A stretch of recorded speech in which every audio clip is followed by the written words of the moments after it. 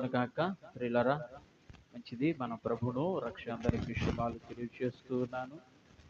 మనము 2026వ సంవత్సరం ఈ జనవరి నెలలో 25వ తారీఖున మరి పునరుత్థాన దినాన్ని ప్రభు మందిరంలో మనం ఉండడం చాలా సంతోషం. ఏది ఏమైనప్పటికీ ఒక దినము దేవుని సన్నిధిలో గడుపుట 1000 దినముల కంటే శ్రేష్టం. ఒక దినము ఆయన సన్నిధిలో గడుపుటట 1000 దినాలతో సమానం. ఒక్కరోజు నువ్వు దేవుని మందిరములో అడుగు పెడితే ఆ ఒక్కరోజు ఎన్ని రోజులకు సమాధానం ఇస్తుందట? 1000 రోజులు. అద్భుతమైనటువంటి ఆశీర్వాదం. దేవుని మాటలు ఎప్పుడు కూడా నిరర్థకము కానే కావు. ఆయన మాట ఇచ్చాడంటే ఖచ్చితంగా అది జరుగుద్ది. కనుక మనం గమనించాలి, దేవుని మాటలు వినడానికి మనం ఇష్టపడాలి. ఈరోజు పరిశుద్ధ గ్రంథములో నుండి నేను బైబిల్లో గ్రంథంలో ఉన్నటువంటి ఒక వ్యక్తిని పరిచయం చేయాలని నేను ఆశపడుతూ ఉన్నాను. బైబిల్లో చాలామంది భక్తులు ఉన్నారు. ఉన్నప్పటికీ దేవుని యొక్క మాట విని వారి జీవితాలను కట్టుకున్నటువంటి వారిలో ఒక వ్యక్తిని ఈరోజు మనం ధ్యానం చేసుకుందాం. ఆదికాండము 7వ అధ్యాయం. ఆదికాండము 7వ అధ్యాయం మొదటి వచనాన్ని మనం చదువుకుందాం.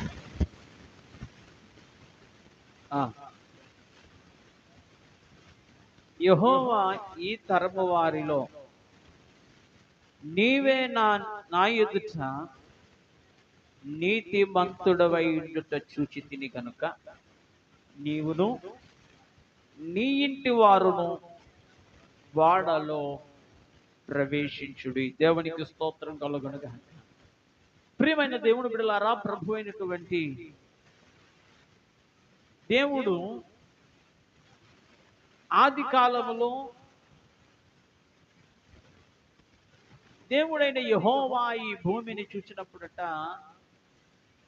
ఈ భూమి ఏముందంటే చెడిపోయి ఉంది. అది ఎప్పుడంటే నోవాహు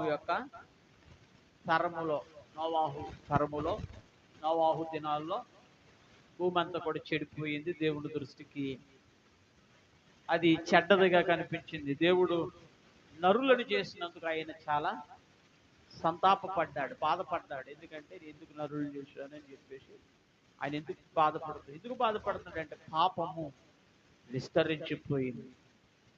భూమి మీద నరుల యొక్క చెడుతనము బహు చెడ్డది, అది గొప్పదని దేవుడు ఎంచి ఉన్నాడు. దేవునికి స్తోత్రం కలుగును గాక. అటువంటి నోవాహు దినములలో జరిగినటువంటి సందర్భం, నోవాహు దినములలో దేవుడు ఆ తరము వారిలో దేవుడు చూచాడట. మనం చదవబడిన భాగములో, ఈ తరము వారిలో నీవే నా ఎదుట నీతిమంతుడవై ఉండుట చూచి తిని. దేవుడు చూచాడట. నోవాహు దినములు చాలా భయంకరమైనటువంటి దినాలు. పాపము కూడా చాలా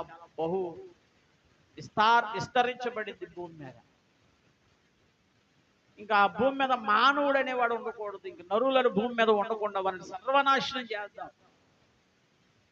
అని చెప్పేసి దేవుడు ఒక నిర్ణయం అయితే తీసుకున్నాడు. ఏంటి ఆ నిర్ణయం అంటే, జలప్రళయము భూమి మీదకి రప్పించి 40 రోజులు 40 రాత్రులు 40 పగళ్ళు భూమి మీద వర్షం కురిస్తే ఎలా ఉంటుందో ఒకసారి ఆలోచించి, అటువంటి భయంకరమైన వర్షాన్ని కురిపించి భూమి మీద ఉన్న సమస్త మానవాళిని తుడిచిపెట్టాలని దేవుడు ఒక నిర్ణయం తీసుకుంటే, ఆ తరములో ఆ దినాలలో దేవుడు భూమి మీద నరులను చూసినప్పుడట, ఒక వ్యక్తి మాత్రమే దేవుని యొక్క కృపను పొందుకొని ఉన్నాడు. దేవునికి స్తోత్రం కలుగును గాక. ఈనాడు కూడా సంఘాలు ఎలా ఉన్నాయనంటే, దేవుని మందిరానికి వెళ్ళడానికి ఆసక్తి తక్కువైపోయింది. ఫంక్షన్లకు వెళ్ళడానికి, లేకపోతే సొంత కార్యక్రమాలు చక్కబెట్టుకోవడానికి చాలా ముందున్నారు. దైవభీతి కంటే లోకభీతికి ఎక్కువ ప్రాధాన్యత ఇస్తూ ఉన్నారు. ఆ తరములో దేవుడు చూస్తే ఆ మనుషులందరిని పరిశీలన చేస్తే ఒక్క నోవాహు మాత్రమే దేవునికి కనపడ్డాడు. ఎలా కనపడ్డాడు నోవాహు? నీతి పరుడుగా కనపడ్డాడు. దేవునికి స్తోత్రం కలుగునుగాక. మనము ముందుకు వెళితే ఆది కాండము 6వ అధ్యాయంలో 7వ వచనాన్ని ఒకసారి చదువుదాం. అప్పుడు యెహోవా, నేను సృజించిన నరులతో కూడా జంతువులను, పురుగులను, ఆకాశ పక్షాదులను భూమి మీద నుండకుండా తుడిచివేదనను. ఎలయనగా నేను వారిని సృజించిన నందుకు సంతాపము నంది ఉన్నాను నేను. అయితే నోవాహు యెహోవా దృష్టి యందు కృప పొందిన వాడాయను. దేవునికి స్తోత్రం కలుగును గాక. దేవుని దృష్టికి నోవాహు ఎలా కనిపిస్తున్నాడంటే కృప పొందినవాడు, దేవుని యొక్క కనికరం పొందినటువంటి వాడు. ఈ భూమండలం మీద సర్వమానవాని ఏమండి చెడు నడత నడిచి పాపం చేస్తే, పాపము చేసిన వారిని దేవుడు తుడిచిపెట్టడానికి, వారిని నాశనం చేయడానికి, జల ప్రళయము ద్వారా బుద్ధి చెప్పడానికి దేవుడు ఒక నిర్ణయం తీసుకుంటే, ఆ తరములో నోవాహు మాత్రం దేవుడి దృష్టికి కృప పొందాడు. దేవుని స్తోత్రం కలుగును గాక. లోకంలో ఒక సామెత ఉంటుంది. ఒకరు ముఖం చూస్తే పెట్టాలనిపిస్తుంది, ఒకరు ముఖం చూస్తే తిట్టాలనిపిస్తుంది. కానీ దేవుడు భూమి మీద నరులను చూసినప్పుడు నోవాహు మాత్రమే ఎవడి నీతిపరుడుగా కనపడ్డాడు. 7వ వచనానికి 7వ అధ్యాయంలోకి వస్తే అక్కడ నోవాహును గురించి దేవుడు అద్భుతమైన సాక్ష్యం ఇస్తూ ఉన్నాడు. నీవు నా ఎదుట నీతిమంతుడవై ఉండుట నేను చూచితిని. అసలు ఈ నోవాహు జలప్రలయం రాకమునుపు వచ్చే వరకు ఎన్ని సంవత్సరాలు అంటే 600 సంవత్సరాలు బ్రతికాడు. ఎవరు? నోవాహు. జలప్రలయం దాకా. జలప్రలయం వచ్చిన తర్వాత నోవాహు మొత్తం బ్రతికిన దినాలు ఏంటంటే 950 సంవత్సరాలు బ్రతికాడు. ఆదిమ కాలంలో ప్రారంభంలో నోవాహు బ్రతికినటువంటి దినాలు 950 సంవత్సరాలు. ఇప్పుడు గట్టిగా మనిషి బ్రతికితే ఎన్ని సంవత్సరాలు బ్రతికినాడు? 60, 70 కూడా రావట్లేదు లేండి. చాలా మంది 40 సంవత్సరాలకి చనిపోతున్నారు, 50 సంవత్సరాలకి చనిపోతున్నారు. ఇంకా చెప్పాలంటే ఇంకా యవనస్తులు యవన ప్రాయంలో అడుగు పెట్టగానే చాలా మంది ఏమండి మరణానికి బానిస అయిపోతున్నారు, మరణానికి అప్పగిస్తూ ఉన్నారు. జనవరి నెలలో 1వ తారీఖు నుంచి ఇప్పటి వరకు చూస్తే ఎక్కడ చూసినా కూడా మరణాల యొక్క వార్త ఎక్కువగానే వినబడుతుంది. దేవుడికి స్తోత్రం కలుగును గాక. ప్రియమైన దేవుని బిడ్డలారా, నేను చెప్పే విషయం ఏమిటంటే, దేవుడు నోవాహును చూచి, నోవాహు దేవుని ఎదుట కృప పొందినవాడు కాబట్టి దేవుడు నోవాహుతో మాట్లాడి చెప్తున్నటువంటి మాటల్లో మనం చూస్తే నోవాహు దేవుని ఎదుట ఎవడి నీతిపరుడుగా కనపడ్డాడు. రెండవది, అతడు నిందారహితుడిగా కనపడ్డాడు, అంటే నింద లేనటువంటి వాడు కనపడ్డాడు. మూడవది, నోవాహు దేవునితో కూడా నడిచినటువంటి వాడు. దేవుడికి స్తోత్రం. నోవాహులో నచ్చినటువంటి 3 విషయాలు. ఒకటి, కృప పొందినవాడు. రెండవది, అతడు దేవుని ఎదుట నీతిపరుడుగా కనపడ్డాడు. మూడవది, అతడు దేవునితో కూడా నడచినటువంటి వాడు. దేవుని స్తోత్రం కలుగును గాక. హల్లెలూయా. ఒక మాటలో చెప్పాలంటే ఎబ్రీలు రాసినటువంటి పత్రికలో 11వ అధ్యాయం 7వ వచనంలో అద్భుతమైన మాట నోవాహును గురించి రాయబడ్డాడు. ఎబ్రీలు రాసిన పత్రిక 11:7 ఒకసారి చదువుదాం చూడండి.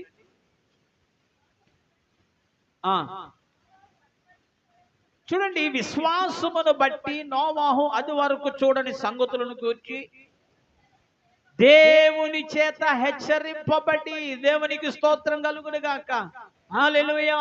నోవాహు దినములలో దేవుడు మాట్లాడాడు నోవాహుతో మాట్లాడి అంటున్నాడు, నోవాహు విశ్వాసమును బట్టి దేవుడు చెప్పినటువంటి సంగతులు యందు విశ్వాసం ఉంచి అతడు ఏం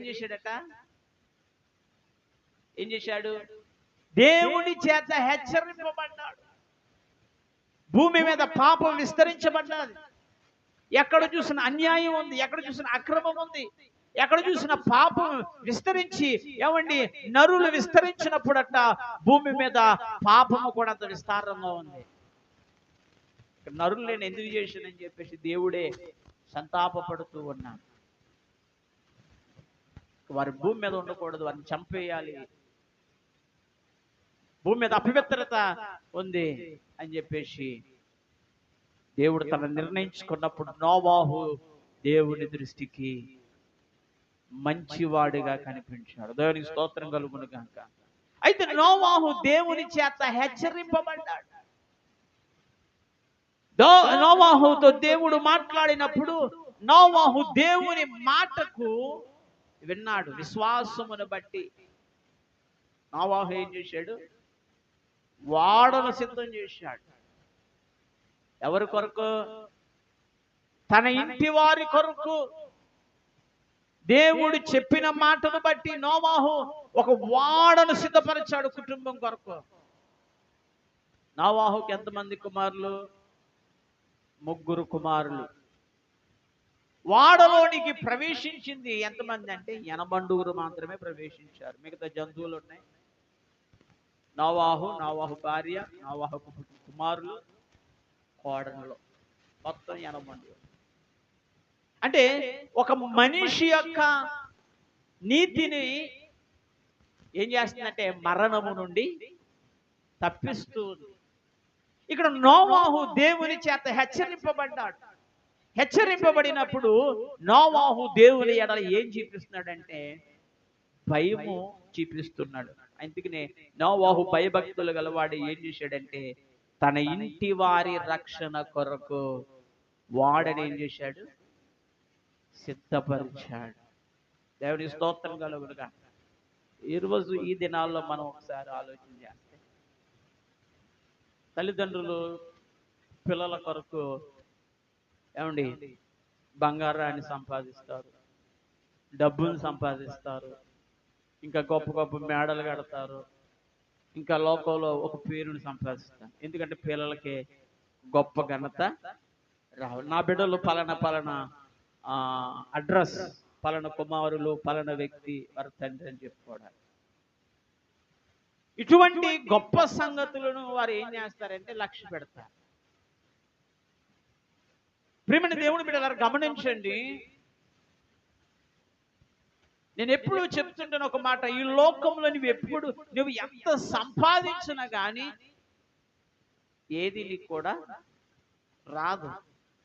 అది బంగారం అవ్వచ్చు, లేదా వెండి అవ్వచ్చు, డబ్బు అవ్వచ్చు, ఒకవేళ మేడలు అవ్వచ్చు, మిద్దెలు అవ్వచ్చు, అది ఒకవేళ పేరు అవ్వచ్చు. ఈ భూమి మీద నువ్వు ఎంత కాలం అయితే బ్రతుకుతావో అంతకాలం అవి నీతో ఉంటే నువ్వు చనిపోయిన తర్వాత అది నీకు జ్ఞాపకములోనికి రాదు. కానీ దేవుని యందు నీవు భక్తిని కనపరచగలిగితే, ఆయన యందు భయభక్తులు కలిగి నువ్వు నడిచిన ఎడల, నీతిని అనుసరించినటువంటి ఎడల, నిందలేని వాడుగా నువ్వు ఉండిన ఎడల, ఖచ్చితంగా ఈ లోకమే కాదండి, పరలోకంలో నీకు గొప్ప మెప్పుయు ఘనత ఉంటుంది. దేవునికి స్తోత్రం కలుగునుగా. హల్లెలూయా. కానీ ఇక్కడ మనం చూస్తే నోవాహు దేవుని చేత హెచ్చరింపబడ్డాడు.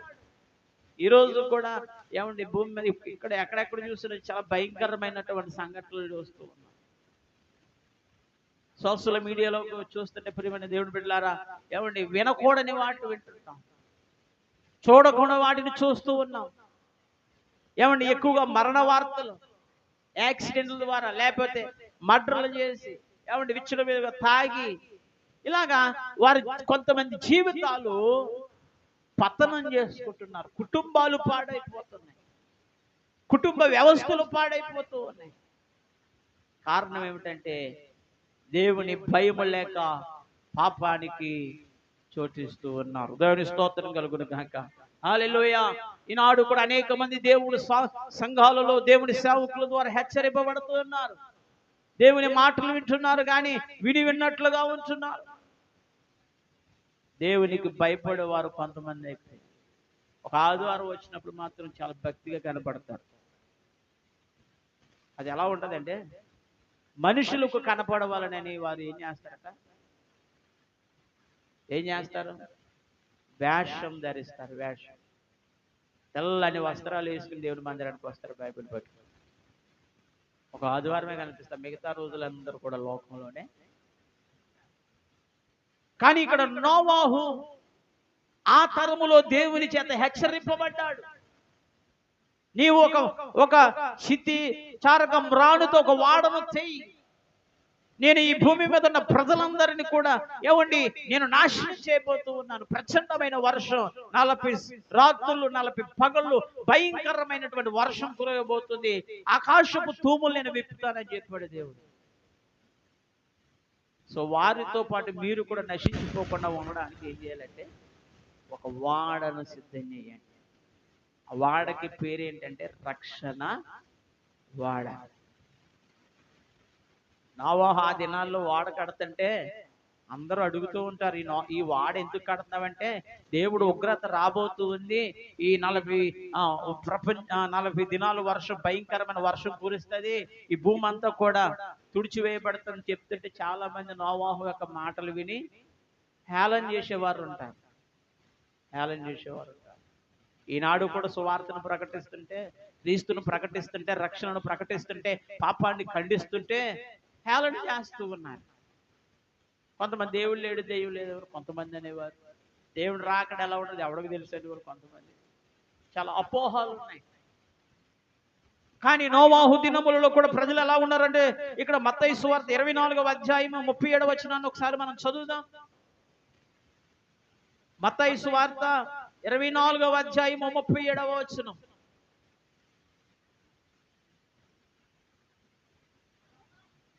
చూడండి, నోవాహు దినములు ఎలాగుండునో మనుష్య కుమారుని యొక్క రాకడ కూడా అలాగే ఉండును. దేవునికి స్తోత్రం కలుగును గాక.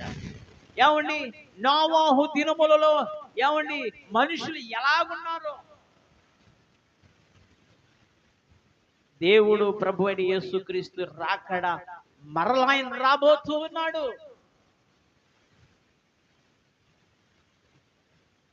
ఆ నోవాహు యొక్క జల ప్రళయానికి దేవుని రాకడకి చాలా దగ్గర పోలికలు కనిపిస్తుంది. నోవాహు దినంలో ప్రజలు ఎలా ఉన్నారనేది ఇక్కడ చెప్తూ అంటాడు. చదువుదాం మాట. జల ప్రళయం రేపు వస్తుంది అనగా, రేపే ఇంకా జల ప్రళయం, తెల్లారితే జల ప్రళయం, లేకపోతే ఈ రాత్రి ప్రారంభమైపోతుంది. నోవాహు వాడలోనికి వెళ్ళు దినము వరకు వారు చేసే పనులు చూడండి. ప్రజలు ఎలా ఉన్నారంటే వారు తినుచున్నారట, త్రాగుచున్నారు, పెండ్లు చేసుకొనిచ్చు, పెండ్లికిచ్చు. వారు అలా ఉంటారు. నోవాహు చెప్తున్నారు, వాడు సిద్ధమైపోయింది. నోవాహు వాడ కట్టేశాడు. నోవాహు కుమారులు, నోవాహు కోడళ్ళు, ఎనమండుగురు కూడా వాడలోనికి వెళ్ళారు. జంతువులన్నీ జతలుగా వాడలోకి వచ్చేసాయి. తెల్లారితే ఇంకా ప్రచండమైన వర్షం, దేవుని ఉగ్రత బయలుదేరింది. ప్రకృతి రూపంలో దేవుడు వర్షమును, ఆకాశపు తూములు విప్పినప్పుడు భూమి మీద 40 రాత్రులు పగళ్ళ వర్షం కురిస్తే మనిషి అనేవాళ్ళు లేడండి. శవాలు తేలైపోయింది, నీరుతో నిండిపోయింది. పాపాన్ని తుడిచిపెట్టడానికి దేవుడు ఉపయోగించిన ఆయుధం ఏమిటంటే వర్షం. చూడండి, అక్కడక్కడ పాపం విస్తరించి ఎక్కువైపోయినప్పుడు దేవుడు ఎవరిని వాడతాడు? ప్రకృతిని ఆయుధంగా వాడుకునేవాడు. తుఫానులు రావడం, వరదలు రావడం, కరువులు రావడం, యుద్ధాలు రావడం, చాలా భయంకరమైనటువంటి సంఘటనలు జరిగాయి బైబిల్ గ్రంథంలో. ఇక్కడ నోవాహు వాడలోనికి వెళ్ళే వరకు ప్రజలు ఎలా ఉన్నారంటే, తినేవాడు తింటున్నాడు, త్రాగేవాడు తాగుతూ ఉన్నాడు. కొంతమంది దేవునికి ఇచ్చే ప్రయారిటీ కన్నా తిండికి ఎక్కువ ప్రయారిటీ ఇస్తారు. ఒక్క పూట కూటి కోసం ఏమండి యాషాబు అంట తన జ్యేష్ఠత్వపు హక్కుని పోగొట్టుకున్నాడు ఒక పూట కూటి కోసం. ఒక పూట తన కడుపును కాచుకోలేకపోయాడు. ఆ పూట కూటి కోసం జ్యేష్ఠ హక్కును అమ్ముకున్నటువంటి వ్యక్తి దౌర్భాగ్యుడు ఎవడనంటే అది యాసావు మాత్రమే. ఈనాడు చాలా మంది దేవుని కంటే తిండికి ప్రాధాన్యత ఇచ్చేవారు. దేవుని మందిరానికి వెళ్ళంటే ముందు తినేసి మందిరానికి వచ్చే వాళ్ళు ఉంటారు. ఏమంటే భోజనం కోసం చర్చీలు మానేసే వాళ్ళు ఉంటారు చాలా మంది. నోవాహు దినాల్లో వాడ సిద్ధమైపోయి నోవాహు కుటుంబంతో వెళ్ళిపోతుంటే ప్రజలందరూ ఎలా ఉన్నారంటే తినడానికి వారు వేగురు పడుతున్నారు. నువ్వు తిండిపోతావైతే నీ గొంతుకు ఏం పెట్టుకోమన్నాడు? కత్తి పెట్టుకో, నీ తిండి నేను రక్షించు సుమా. అక్కడ త్రాగుచూ ఉన్నారు. ఈనాడు కూడా చాలా మంది త్రాగుడికి బానిస అయిపోయారు, తిండికి బానిస అయిపోయారు, త్రాగుడికి బానిస అయిపోయారు. ఏమండి పెళ్లిళ్ళకి ఇచ్చి ఇష్టమైన వారిని చేసుకోవడం, పెళ్లి చేసుకోవడం, వదిలేయడం, ఇలాంటి చాలా భయంకరమైనటువంటి సంఘటనలు మనం చూస్తాం. పెళ్ళైన 3 రోజులకే మొగుడు వదిలేయడం అంటే పరస్పర విభేదాలు. కారణం ఏంటంటే పాపము భూమి మీద ఏమైపోయిందండి? విస్తరించింది. అటువంటి దినములలో ఆ తరములో నోవాహు మాత్రమే దేవుని దృష్టికి కృప పొందిన వాడాడు. దేవుని కృప పొందుకున్నాడు. కృప మాత్రమే కాదు, దేవుని ఎదుట నీతిపరుడుగా ఉన్నాడు. అంత మాత్రమే కాదు, అతడు నిందారహితుడిగా ఉన్నాడు. అంత మాత్రమే కాదు, దేవుని చేత హెచ్చరింపబడినటువంటి నోవాహు దేవునితో కూడా నడచినటువంటి వాడు. దేవునికి స్తోత్రం, హల్లెలూయా.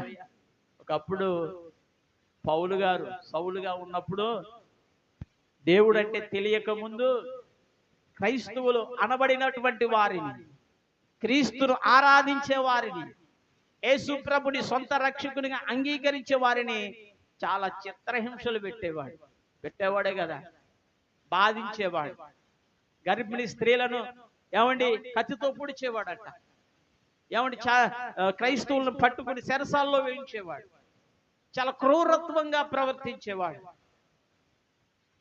కానీ ఎప్పుడైతే దేవుడు అతనిని దర్శించాడో సౌలు ఎలాగైపోయాడండి? పౌలుగా మారిపోయాడు, అపోస్తలుడిగా మారాడు. లోక రక్షకుడి క్రీస్తేనని ఏమండి సర్వ మానవాళిని ప్రకటించడానికి 3 పర్యాయాలు మిషనరీ పరిచర్య ప్రారంభించాడు. అతడు ఒక మాట చెప్తాడు, చక్కని మాట, పత్రికల్లో రాయబడుతుంది. ఒకప్పుడు నేను హింసకుడును, దూషకుడును, హానికరుడును, భయంకరమైనటువంటి వ్యక్తి కలిగిన వాణ్ణి. ఇప్పుడైతే దేవుని యొక్క కృప వలన రక్షింపబడి క్రీస్తు సువార్తను ప్రకటిస్తూ అనేక సంఘాలు కట్టారు.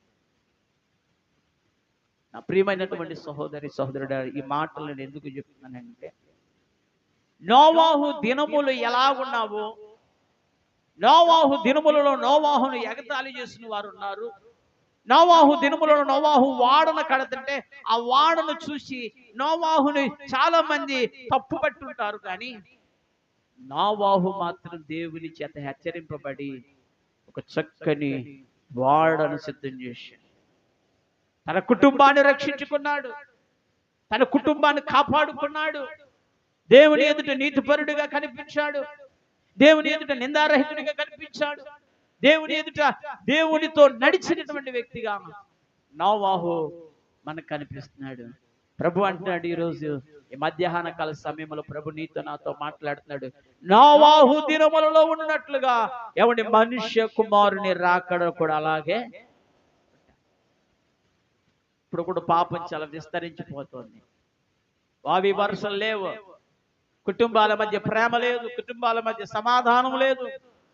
కుటుంబాల్లో నెమ్మది లేదు. ఎక్కడ చూసినటువంటి ఏమండి పాపం, భయంకరమైనటువంటి ఏమండి హత్యలు, వ్యభిచారాలు, దొంగతనాలు విచ్చలవిడిగా జరుగుతూ ఉన్నాయి.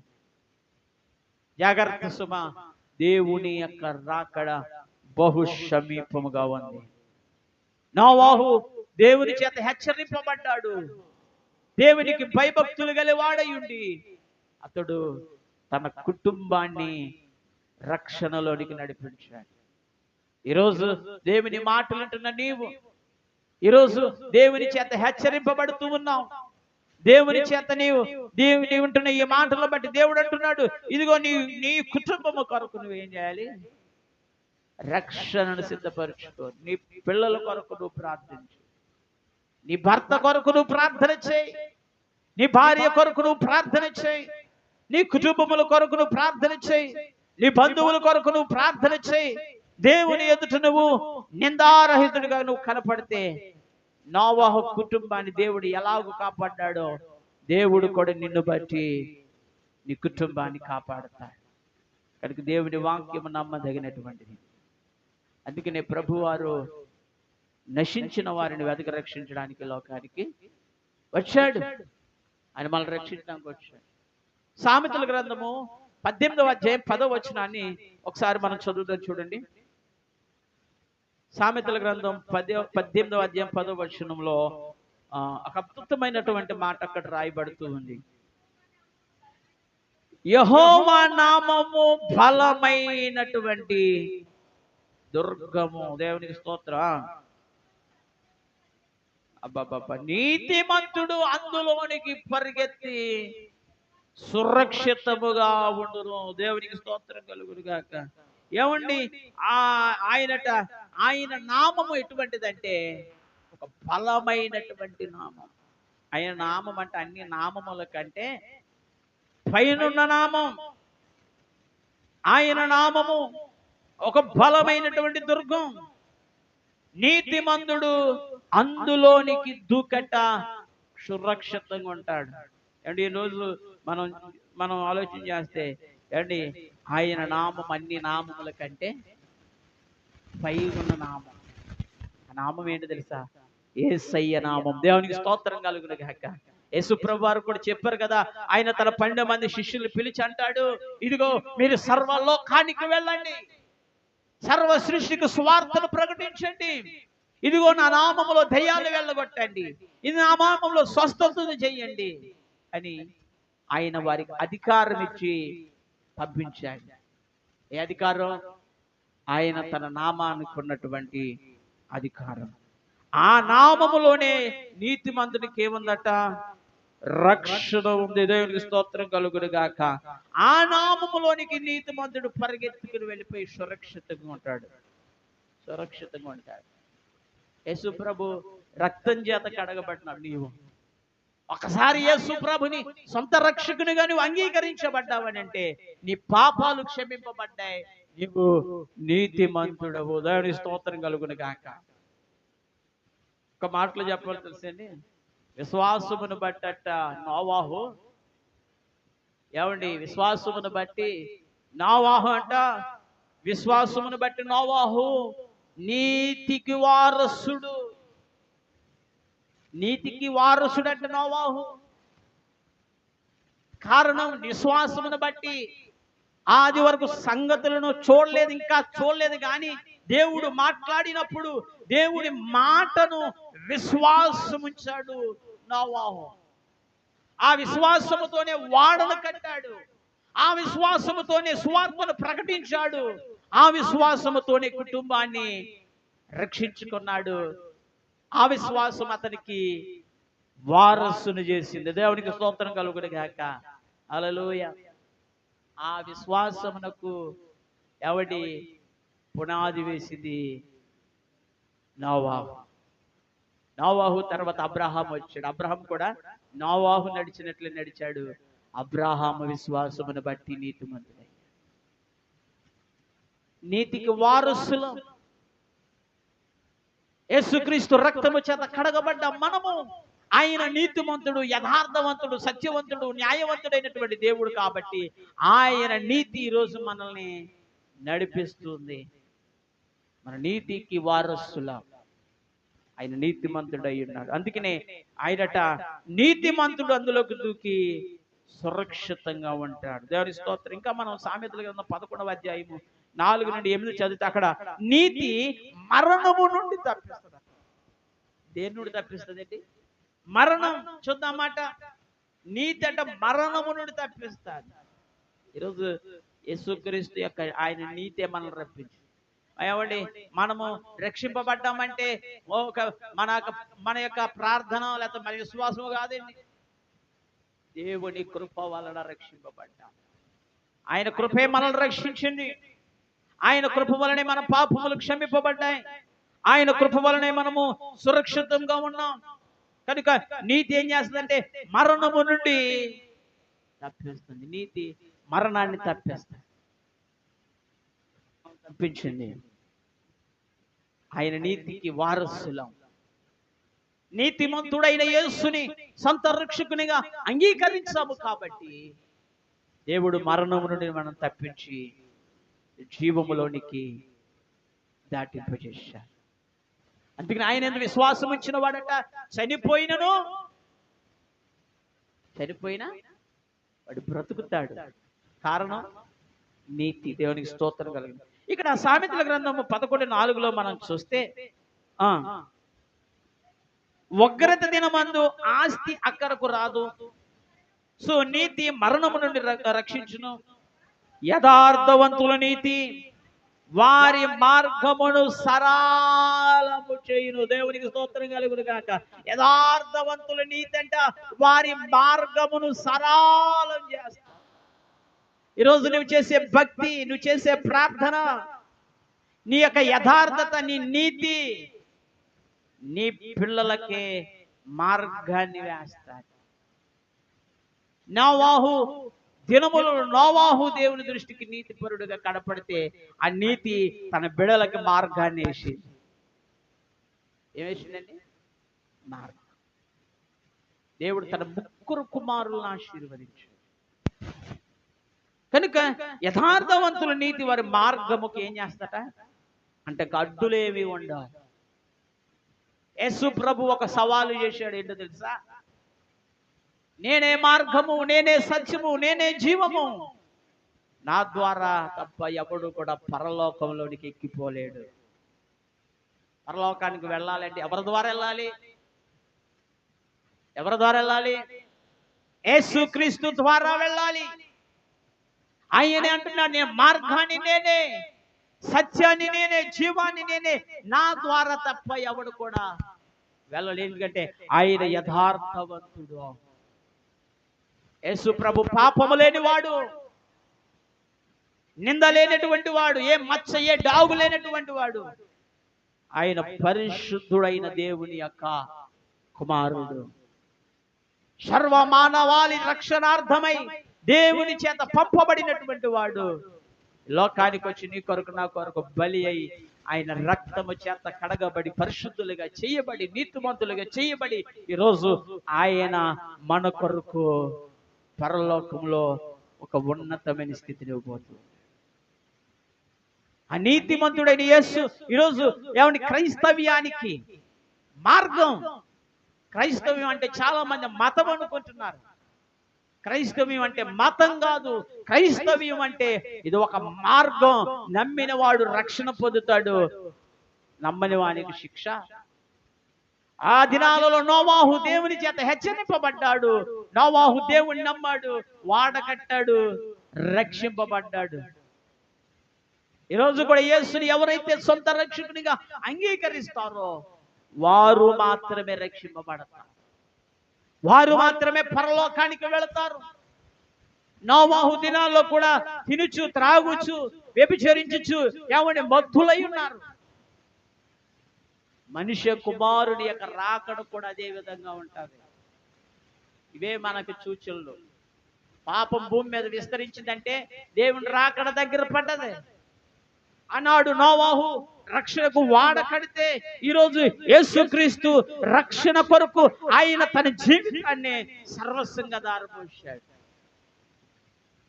నీతి అనేది చాలా ప్రాముఖ్యమైనటువంటి కనుక యథార్థవంతులు నీతట వారిని ఏం చేస్తుందట? విమోచిస్తుంది. 6వ వచనంలో యథార్థవంతుల నీతిని అనుసరించి నడుచుకుందాం. నీతిమంతులు అంటే దేవునికి ఇష్టం, యథార్థవంతులు అంటే దేవునికి ఇష్టం. ఎవరు శ్రేష్ఠులు ఈ భూమి మీద అని ఒక ఆయన అడిగితే ఆయన అంటారు, భూమి మీద ఆయన భక్తులే శ్రేష్ఠులు. ఎవరు ఈ భూమి మీద అతిథులు అంటే కేవలము దేవునికి ఇష్టలైనటువంటి వారే ఈ భూమి మీద అతిథులట. ఆయన బిడలో క్రీస్తు రక్తము చేత కడగబడిన ప్రతి ఒక్కరు కూడా యాజ్ అ గెస్ట్, ప్రతి ఒక్కరు కూడా ఒక అతిథి. ఈ అతిథి, ఈ గౌరవం, ఈ మర్యాదలు నువ్వు ఎక్కడికి పోయినా నీకు దండం పెడుతున్నారంటే, ఎక్కడికి పోయినా నిన్ను గౌరవిస్తున్నారనంటే కారణం దేవుడు నీకు ఇచ్చినటువంటి రక్షణ నీ స్థాయిని మార్చేసింది. కారణం యేసు రక్తం ప్రతి పాపము నుండి విడిపించింది. దేవుడికి స్తోత్రం కలుగును గాక. హల్లెలూయా. అందుకనే నీతిమంతుడట ఏమండి ఎన్ని బాధలు వచ్చినా వాటి నుండి తప్పింపబడతాడు. కానీ దేవుని చేత ఏమండి కట్టబడాలి. 10వ వచనాన్ని చూస్తే అక్కడ అంటాడు కదా, నీతిమంతుల వర్ధలుట పట్టణమునకు సంతోషం. ఎవరు? నీతిమంతుల వర్ధలుట పట్టణమునకు సంతోషం. సంతోషం ఎక్కడ ఉంటది? నీతిమంతులు ఉన్నటువంటి స్థలములో. నీతిమంతులు వర్ధలంట. అబ్రహాము నీతిమంతుడు. అబ్రహామును దేవుడు పిలిచాడు. పిలిచిన వెంటనే అబ్రహాము దేవుని మాట విన్నాడు, లోబడ్డాడు. దేవుడు ఎక్కడికి పంపితే అక్కడికి వెళ్ళాడు. అబ్రహాము ఆశీర్వాదకరంగా మారిపోయాడు. అబ్రహాము ఎక్కడికి వెళ్ళిన దీవెనే ఉంది. కారణం ఏంటంటే నీతిమంతుల యొక్క వారి యొక్క కష్టార్జితం దేవుడు ఏం చేస్తాడు? ఆశీర్వదిస్తాడు. నీతిమంతులు ఏ పట్టణములో ఉన్నా, నీతిమంతులు మారుమూల ప్రాంతములో ఉన్నా, నీతి ఎక్కడ ఉన్నా కానీ ఆ పట్టణానికి కానీ ఆ గ్రామం సంతోషం. దానికి స్తోత్రం కలుగును కాక. సంతోషం ఉంటుందట. క్రైస్తవులు ఎక్కడున్నా ఆ గ్రామానికి సంతోషం. ఎందుకు తెలుసా? వారు గ్రామం కొరకు ప్రార్థన చేస్తారు, పట్టణాల కొరకు ప్రార్థన చేస్తారు, దేశాల కొరకు ప్రార్థన చేస్తారు. నీతిమంతులు అంతకంతకు వాళ్ళు వర్ధలత. ఈరోజు దేవుడు నీతో నాతో మాట్లాడుతూ ఉన్నాడు, ముగిస్తూ ఉన్నాడు. నోవాహు దినములలో ఆ తరములో నోవాహు మాత్రమే దేవుని ఎదుట కృప పొందినవాడు. నోవాహు మాత్రమే నీతిపరుడుగా కనపడ్డాడు. అతడు దేవునితో కూడా నడిచాడు. తద్వారా దేవుడు కుటుంబాన్ని, నోవాహును రక్షించాడు. ఈ రోజు కూడా దేవుడు నిన్ను బట్టి నీ కుటుంబాన్ని, నీ పిల్లలను, నీ బంధువులను, నీ స్నేహితులను రక్షించుకునే భారం దేవుడు నీకు ఇచ్చాడు. ఏదో వెళ్ళాము కదా, వచ్చాము కదా అన్నట్లుగా కాదు క్రైస్తవ్యం అంటే. క్రీస్తు కొరకు నీవు నిలబడాలి. నీతిమంతుడైన యేసుని సొంత రక్షకునిగా అంగీకరించిన నీవు ఆ నీతిలో నీ పిల్లలను, నీ కుటుంబాన్ని, నీ భర్తను, నీ భార్యను, నీ బంధువులను నువ్వేం చేయాలి? నడిపించాలి. క్రీస్తులోనికి నడిపించాలి. నోవాహు దినాల్లో వాడలోనికి వెళ్ళిపోయినా సరే ప్రజలు తినుచు, త్రాగుచు, వ్యభిచరించుచు ఉన్నారు. ఏమంటే సొదొమ గొమొర్రా పట్టణాలు మనం చూస్తే అవి పాపము చేత నిండిపోయినప్పుడు, పాపము చేత ఉన్నప్పుడు ఒక లోతును తప్పించాడు దేవుడు. సొదొమ గొమొర్రా పట్టణాలను దేవుడు అగ్ని చేత కాల్చివేశాడు. పాపం విస్తరించిపోయింది. అందుకని ఈరోజు ఇల్లు మరణాలు ఎందుకు ఎక్కువ వస్తున్నాయి అంటే పాపం ఎక్కువైపోతుంది. పాపము పరిపక్వమై ఏం చేస్తుందట? మరణాన్ని కంటుందట. కనుక దేవుడి సన్నిధిలోనే ముగిస్తూ ఉన్నాను. నోవాహు దినాలు జ్ఞాపకం చేసుకో, ప్రస్తుతం ఉన్న పరిస్థితులు జ్ఞాపకం చేసుకో. నోవాహు దినాలలాగానే మనుష్య కుమారుని రాకడ దగ్గర పడుతుందని దేవుడి హెచ్చరిక చేస్తూ ఉన్నాడు. ఈ మాటలు వింటున్న నీవు జాగ్రత్త పడు. నీవును, నీ కుటుంబాన్ని, నీ బంధువులను, నీ స్నేహితులను ప్రభువులోనికి నడిపించు. నువ్వు రక్షింపబడు. దేవుడు ఏ క్షణం వచ్చినా ఆయన రాకడలో మనం ఎత్తబడే వారికి మనం అందరూ ఉండాలని నేను తెలియచేస్తూ ఈ మాటలు ముగిస్తున్నాను. దేవుడు మిమ్మల్ని దీవించి ఆశీర్వదించిన కాక. ప్రార్థన చేసుకుందాం, తలలో వంచుదాం. మహాపరిశుద్ధుడు, మహాగణుడు, మహోన్నతుడు, సర్వాధికారి అయినటువంటి దేవ, ఈ ఘనమైన శ్రేష్టమైన నామమును బట్టి వందనాలు చెల్లిస్తూ ఉన్నాను. ఇంతవరకు తాను చక్కని వాక్యం ద్వారా మా అందరితో నువ్వు మాట్లాడావు, మమ్మల్ని బలపరిచావు అయ్యా, మమ్మల్ని హెచ్చరిక చేస్తావు. నీకు వందనాలు చెల్లిస్తూ ఉన్నాను. నోవాహు దినములలో జరిగిన సంగతులు ఇప్పుడు జరుగుతూ ఉన్నాయి ప్రభు. ఆ తరములో నోవాహు ఎలాగైతే నీ ఎదుట నీతిమంతుడుగా కనపడ్డాడో ప్రభు, నీతిని అనుసరించి నీ బిడ్డలను జ్ఞాపకం చేసుకో. నీ రక్తము చేత కడగబడిన వారిని, విమోచింపబడిన వారిని, ఇంకా రక్షణ లేకుండా నశించిపోతున్న వారిని జ్ఞాపకం చేసుకుని అయా, నీతిమంతులు వర్ధిల్లుట ప్రభు, ఆ పట్టణకు ఆశీర్వాదం, సంతోషం. ఇదిగో ప్రభు, నిన్ను అనుసరిస్తున్న మేము ప్రభు, మా పట్టణానికి, మా గ్రామానికి మా ఆశీర్వాదకరముగా, దీవెనకరముగా ఉన్నట్లుగా ప్రభు చెప్పించారు. విన్న వాక్యముని బిడ్డల హృదయంలో ఫలింపచి ఈ మైకా శబ్దం ద్వారా ఎవరైతే నాయన వింటున్నారో వారిని కూడా దీవించండి. ప్రతి ఇబ్బందులను, ఆటంకాలను, అడ్డులని అన్ని యేసు నామములు ఇప్పుడు తొలగింపబడును గాక.